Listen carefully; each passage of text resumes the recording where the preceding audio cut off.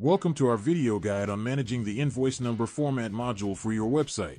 In this tutorial, we'll walk you through the steps to configure and utilize this module efficiently. After a successful installation, go to the Modules and Extensions tabs. Locate Invoice Number Format module and click Edit to access configuration settings. In the Settings section, activate the module toggle for your website. Under Platform Settings, click on the tab for the required sales channel. Enable order and invoice numbers. Choose order statuses for generating invoices. Confirm changes by clicking Update. Now that the module is enabled and configured, let's see how to edit order and invoice number formats for sales channels. Navigate to the Sales Channels tab. Select the desired sales channel and click Edit.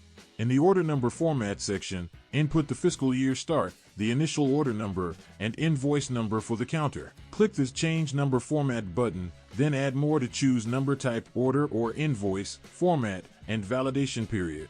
Click Confirm to save the modified number formats. Now, using these steps, you will be able to manage order and invoice numbers effortlessly. Thanks for watching and for choosing the Invoice Number Format module.